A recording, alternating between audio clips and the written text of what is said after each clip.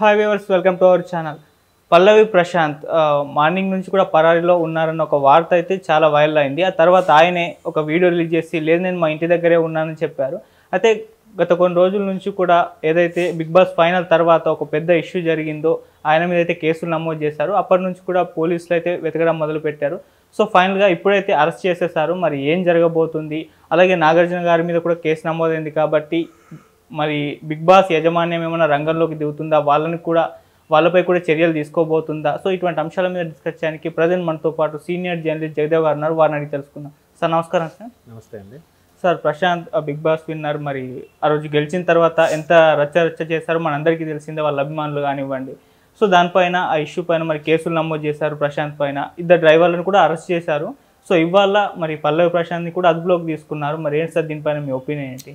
నాకు అర్థం కానిది ఏంటంటే, బయటకు వచ్చాక కూడా హైలైట్ అవ్వాలని ఇవన్నీ డ్రాగన్ చేస్తున్నారా, అది నిజంగా జరుగుతున్నాయి అనేది నాకు ఒక క్వశ్చన్ మార్క్ ఉంది. ఓకే, ఇప్పుడు పోనీ జరిగింది, ఫ్యాన్స్ అనేవాళ్ళు రకరకాలుగా ఉంటారు. ఇప్పుడు ఆ మధ్యన ప్రభాస్ది సాహో సినిమా ముందు ఎక్కడైనా ఫ్యాన్స్ పిచ్చిగా బిహేవ్ చేస్తే ఫ్యాన్స్ హార్డ్ కోర్ ఫ్యాన్స్ అని ట్రోల్ అయ్యేది. అవును కదా, అలాగా హార్డ్ కోర్ ఫ్యాన్స్ ఉంటారు. కానీ పిచ్చి ఒక వరకు ఉంటుంది, పిచ్చ అనేది ఉండకూడదు. ఇప్పుడు లోపల అనేది అంత హై డ్రామా అనే విషయం అర్థమైతే ఇంకేం ఉండదు, క్లియర్. ఎందుకంటే ఓటింగ్ ప్రకారం అయితే చెప్పాను కదా, ఎగ్జాంపుల్ శివాజీ గారు సెకండ్ ప్లేస్ రావాలి, థర్డ్ ఎట్లా వస్తాడైనా కదా. నెక్స్ట్ గేమ్స్ ప్రకారం అయితే యావర్ అనే వ్యక్తికి తెలుగే రాకపోతే చాలా వరకు సరదాగా సిల్లీగా పెట్టిన గేమ్స్లో కూడా ఒక తెలుగు పాట కానీ తెలుగు సినిమా గురించి కానీ ఆ బిగ్ బాస్ చెప్పిన తెలుగులో చెప్పినప్పుడు కూడా దాన్ని అర్థం చేసుకుని ట్రాన్స్లేట్ చేసి ఆడింది కానీ అవన్నీ కూడా ఎట్లా యాక్సెప్ట్ చేస్తారు? సో అదంతా బౌండెడ్ స్క్రిప్ట్ అని అర్థమైంది కాబట్టి అర్థం చేసుకోవాలి కదా. నెక్స్ట్ పల్లవి ప్రశాంత్ అనే వ్యక్తి రైతు బిడ్డ, ఆ తర్వాత నేను మట్టి వాసన తెలిసిన వాడిని, వ్యవసాయం చేసుకున్నవాడు, ఎంత చదువుకున్నోడైనా కానీ పోస్ట్ గ్రాడ్యుయేట్ చేసినోడు కూడా వ్యవసాయం చేసినప్పుడు ఈ పాష్ కల్చర్ ఇవి తెలియనప్పుడు వాళ్ళతో మింగిల్ అవ్వాలి అయ్యేటప్పుడు అవ్వలేడు కదా అంత ఫ్రీగా. ఎలా అవుతాడు? ఎలాగ అంత బాగా గేమ్స్ ఇవన్నీ ఆడుతారు అంటే గేమ్ ఇవంతా కథా స్క్రీన్ ప్లే అంత బిగ్ బాస్ అన్నట్టే కదా అర్థం. సో దాన్ని అలాగ ఒక సినిమా లాగా ఒక సీరియల్ లాగా చూస్తే బాగున్నాను. కావాలని ప్రశాంత్ని తొక్కేయడానికి అమర్ అలాగ రైజ్ అయ్యాడు, అందుకే అమర్ కారు బార్లు కొట్టేయడం, శోభా శెట్టి అలాగ అందని చెప్పి దండం. ఇప్పుడు క్లియర్గా యాక్టింగ్ అని తెలిసిపోతుంది కదా, ప్రతిదానికి ఏడ్చేయడం. గేమ్ అది, గేమ్లో ఏడుపులేంటి? ఇప్పుడు ఆస్ట్రేలియా వాళ్ళని మనం తిట్టుకుంటున్నాం, వాళ్ళు ఏడ్ చేస్తారు, అమ్మ మైండ్ గేమ్ ఆడుతారా క్రికెట్లో వాళ్ళు అని చెప్పి అనుకుంటాం. మరి ఎక్కడ కూడా అన్నిటికీ ఏడ్ చేయడం ఏంటి? ఆఖరికి ఇంకొక 10 నిమిషాల్లో శివాజీ గారు వెళ్ళిపోయింది, 10 నిమిషాలు ఈయన కూడా బయటకు వచ్చేస్తున్నప్పుడు కూడా శివాజీ గారిని పట్టుకొని ఏడ్ చేస్తాను, అన్నా నువ్వు వెళ్ళొద్దన్నా అంటే తెలియదని గేమ్ చూడాలి అంటే అక్కడ కూడా ఇంకా అంటే ఇంకా అమరు వీళ్ళిద్దరిలో కూడా ఈయనకే వచ్చేయాలి, ఈయనకి వస్తుందని తెలుసు, ఏదో మతలబ్ చేశారు అయ్యింది. ఓకే, పోనీ అంత ఆదివారం జరిగింది, ఈరోజు మనం బుధవారం మాట్లాడుకుంటున్నాం. మధ్యలో సోమవారం మంగళవారం ఇంత జరిగినప్పుడు వాళ్ళందరి తరఫున ఫ్యాన్స్ చాలా ఓవర్గా రియాక్ట్ అయ్యారు. వాళ్ళందరి తరఫున క్షమాపణ చెప్తాను ఒక మాట అంటే అయిపోయాయి కదా. ఒకడు అన్న ఒరే అంటే పట్టించుకోనాడు, ఇంత నష్టం జరిగినప్పుడు సారీ చెప్పాలని మినిమం ఇది ఉండదా అండి? అలా చెప్పేస్తే అయిపోయింది కదా, ఆయనకే ఇబ్బంది ఉండదు కదా. నెక్స్ట్ నిన్న మొన్న ఆయన అజ్ఞాతంలో ఉన్నాడని TV9 లాంటి పెద్ద పెద్ద ఛానల్స్లో కూడా చెప్పారు. అవును, బట్ అలా వీళ్ళెందుకు అలా టార్గెట్ చేస్తున్న విషయం పక్కన పెడితే, ఇప్పుడు అలా చేస్తున్నప్పుడు ఒక బాబు నేనేం వెళ్ళట్లేదని చెప్పి రావచ్చు కదా. 3 రోజుల తర్వాత బయటకు రావడం ఎందుకు? నేనేం మా ఊరిలో ఉన్నాను, ఎక్కడికి వెళ్ళిపో, మరి 2 రోజులు ఏం చేసినావు కదా. నాకు అదే అర్థం కావట్లేదు. ఇంకా బయటకు వచ్చాక కూడా ఇంకా హైప్ క్రియేట్ చేసుకొని ఒక సెలబ్రిటీలా ఉందామని ఉద్దేశమో, లేదంటే నిజంగా వ్యవసాయం చేద్దామని ఉద్దేశం ఉన్నట్టు మళ్ళీ ఇంకా సెలబ్రిటీ చేసుకోవాల్సిన అవసరం లేదు. ఇప్పుడు దానికి కూడా పాజిటివ్గా ఎలా మాట్లాడతారంటే ఈ 105 రోజులు ఫ్యామిలీతో లేడు కాబట్టి అందుకే ప్రశాంతంగా ఇవేం పట్టించుకోకుండా గడిపాడు, అందుకే చూసుకోలేదని అంటారు. చూసుకోకపోవడం ఏంటి? ఆ రోజు అక్కడ బయటకు వచ్చాక డయాస్ బాబు ఇవన్నీ వద్దు, రభస్ చేయకండి, వెళ్ళిపోయినానంటే అయిపోయింది. ఓకే, ఫ్యాన్స్ క్రేజ్ వచ్చాక ఆ ఫీల్ వస్తుంది. ఫీల్ వచ్చిన తర్వాత సోమవారం ఇప్పుడు యూట్యూబర్ పైగా ఆయన సోషల్ మీడియాలో యాక్టివిస్ట్, అలాంటప్పుడు ఇవన్నీ వీడియోస్ చూసి అజ్ఞాతంలో ఉన్నారు లేదా అరెస్ట్ ఇష్యూ అయింది అన్నప్పుడు ఎందుకు ఎంతవరకు చేశారు? వెళ్ళి పోలీసులతో మాట్లాడి, లేదా ప్రైజ్ మనీ వచ్చింది, కార్ వచ్చింది, ఫ్లాట్ కూడా వచ్చింది అంటున్నారు. ఆ జోస్ ఆల్కాజ్దో ఇదో ఇవన్నీ ఉన్నాయి కదా. ఏదో ఒకరికి వాళ్ళకి ఇచ్చి సార్ ఇట్లా ఉంది, వాళ్ళు నష్టపరిహారం వీళ్ళకి ఇది ఇవ్వండి, నా తరపున నేను ఇస్తున్నాను, లేదా నాగార్జున గారిని కలిసి లేదా సార్ ఇట్లా అయింది మీరు ఏదో చేయండి, పోలీసులు కేసులు పెడతామంటున్నారు అంటే అయిపోయింది కదా. ఈ 2-3 రోజుల తర్వాత ఎందుకు రెస్పాండ్ అవ్వాలి? అంటే అదే అనిపిస్తుంది, బయటకు వచ్చాక కూడా ఇంకా హైప్ క్రియేట్ చేసుకొని సోషల్ మీడియాలోను న్యూస్లోనే నానితే ఎంత బాగా నానితే అంత పెద్ద సెలబ్రిటీనా? అట్లాగే అనిపిస్తుంది నాకు. అలా కావాలని ప్లాన్ చేసి 3వ రోజు బయటకు వచ్చారేమో, మళ్ళీ నేనేమి తప్పించుకోలే, నేను రైతు బిడ్డని ఏం చేయను అన్నట్టుగా బయటకు వచ్చారేమో ఆయన. మరి అంతే కదా, అలాగే అనిపిస్తుంది. మరి నిన్న మొన్న కూడా చెప్పొచ్చు కదా, ఆ రోజే సోమవారం తెల్లవారికే కేసులు ఫైల్ చేశారు కదా, ఆ విషయం తెలియదా? పోయిన ఆయన ఫ్యామిలీతో గడుపుతున్నా కూడా ఇరుగు పొరుగు చుట్టాలు బంధువులు ఫ్రెండ్స్ ఎవరో ఒకరు చెప్తారుగా. మరి ఎంతవరకు ఎందుకు రెస్పాండ్ అవుతుంది? బయటకు వచ్చా కూడా ఇంకా బిగ్ బాస్ స్క్రిప్ట్లోనే ఉన్నారా? బిగ్ బాస్ చెప్తేనే బయటకు వస్తారా? అంటే ఇవన్నీ జనరల్గా వచ్చే డౌట్స్, అంతే కదా. దాన్ని అంత హైప్ చేయాల్సిన అవసరం లేదు.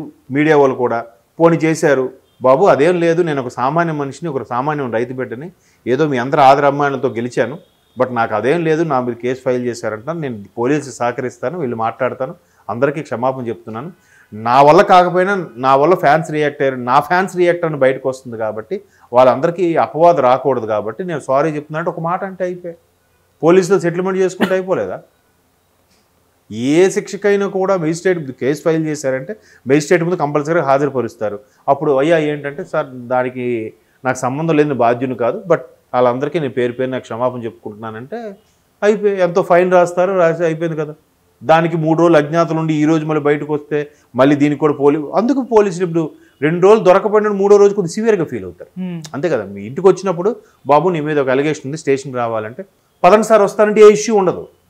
నేను రాను, వారెంట్ ఉందా, నీకు ఎవరు రమ్మన్నారు, మీ కమిషనర్ రమ్మను, నేను రాను, ఎట్లాంటి ఆర్గ్యూ చేస్తే ఏమవుద్ది, పెద్దదవుద్ది వారెంట్.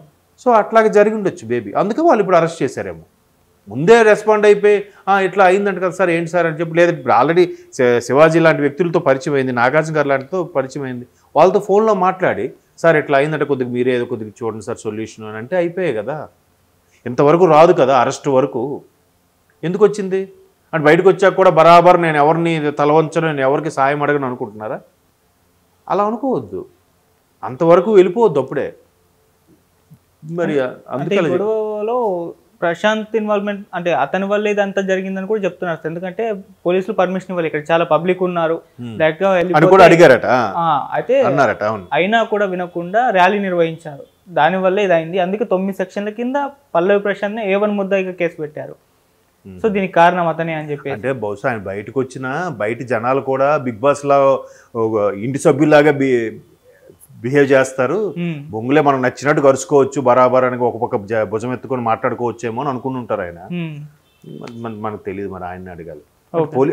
ఆల్రెడీ నేను కూడా ఒక బయట చూశాను కానిస్టేబుల్, మేము పర్మిషన్ లేదు వద్దు సార్ అని చెప్పినా కూడా వినలేదు, మరి అది తప్పు కదా. ఇప్పుడు ఆ పోలీసులు వాంగ్మూలం తీసుకున్నాక అప్పుడు కూడా ఇంపార్టెన్స్ ఉంటుంది కదా. నెక్స్ట్ ఒక మీడియా మిత్రుడికి V6 అనే ఛానల్ సంథింగ్ ముడుకు దగ్గర ఫ్రాక్చర్ కూడా అయింది, మరి ఎంత పెద్ద పెద్ద రాళ్ళు, మరి దాని అందరికీ బాధ్యత వహిస్తారా? ఇప్పుడు ఏమంటారు తెలుసా, కింద కామెంట్స్ కూడా చూశాను కొన్ని సోషల్ మీడియాలో వచ్చిన వాటికి, వాళ్ళందరూ ఫ్యాన్స్ వస్తే వాళ్ళు చేసిన దానికి ఈయన ఎందుకు బాధ్యుడు అవుతాడు, ఈయన ఎందుకు అంత ఛానల్స్ కూడా ట్రోల్ చేస్తున్నాడు, మరి మీ అందరి వల్ల గెలిచారని అంటున్నాడు, అప్పుడు మరి వీళ్ళందరూ బాధ్యులుగా చేయొచ్చా? మీ అందరి వల్ల నాకు గెలిపించారు అని ప్రతిసారి నేలకు ముక్కేస్తుంటాడు కదా ఆయన ప్రతి నామినేషన్ బయటపడిన తర్వాత, మరి అప్పుడు బాధ్యత వహించొచ్చా? తప్పు జరిగేసరికి మాత్రం బాధ్యత వహించి పక్క వెళ్ళిపోతాడా? అంటే ఆ కింద కామెంట్ చేసే వాళ్ళని అడుగుతున్నాను, పల్లవి ప్రశాంత్ గారిని అడగట్లేదు. అంతే కదా, దానికి బాధ్యత వహించినప్పుడు దీనికి వహించాలి. లేదు పోనీ నిజమేనబ్బా ఆయన ప్రమేయం లేదు, వీళ్ళు ఒక పరాకాష్ఠకి వెళ్ళిపోయి పిచ్చ ఆ లెవెల్కి వెళ్ళిపోయి అమర్దీప్ని కూడా కొట్టాలని చూశారటగా, అంత పర్సనల్గా తీసుకోవాల్సిన అవసరం ఉంది? అంత ఫ్యాన్ బేస్ ఏముంది?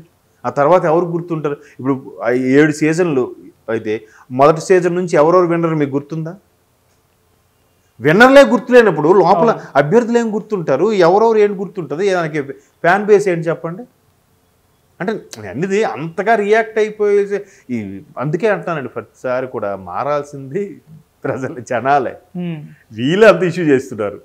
అదే చెప్తున్నాను కదా, ఇప్పుడు అక్కడ పల్లవి ప్రశాంత్ బయటికి రాగానే ఆయనకి ఎదురుగా వెళ్ళాలని అనుకుంటారు చాలామంది. ఎదురుగా వెళ్ళాలనుకున్నప్పుడు వరుస 1 by 1 బైక్లు పార్క్ చేస్తాడు, అందరూ సరిగ్గా పెడతాడు, అరే ముందు ప్లేస్ పొద్దున అడ్డగా పెట్టేసి వెళ్ళిపోతాడు. ఆ అడ్డగా పెట్టేసినాడు ఆవిడు మనలో ఒకటే, అరే మనం పెడితే నెక్స్ట్ బైక్లు ఎలా తీస్తారని కామన్ సెన్స్ ఇడుకు ఉండాలి కదా, ఉండదు. కాబట్టి ప్రశాంత్ గారు ఇంకెవరో కాదు, ఈ సామాన్యులు మారాలి, వీళ్ళు అసలు ముందు మారరు. ఎందుకు వెళ్ళాలి అక్కడికి? ఏముంది అక్కడికి వెళ్ళి చూస్తే? ఎందుకంత ఫ్యాన్ ఓకే, కానీ ఎదుటి వాళ్ళకి ఇబ్బంది కలిగించినంత వరకు పర్వాలేదు. ఇక ఇబ్బంది కలిగిస్తే ఇవే చినికి గాలివాన అవుతాయి.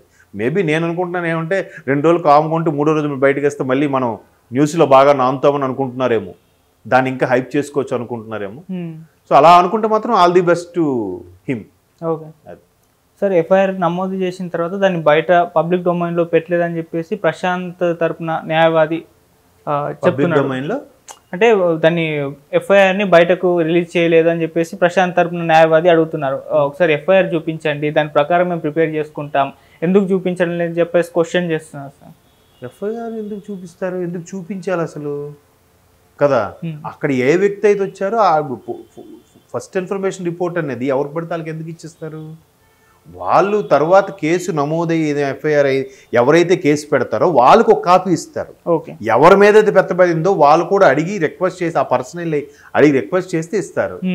అడిగి రిక్వెస్ట్ చేసుకోండి. ఏదో ఒకటి ఎలిగేషన్తో పెట్టాలని కాకపోతే ఈయన వెళ్ళి రిక్వెస్ట్ చేస్తే ఇస్తారేమో.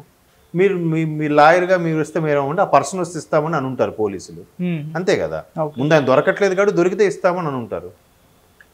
ఏదో అంతే ఇంకా. Okay, thank you so much sir. Thank you.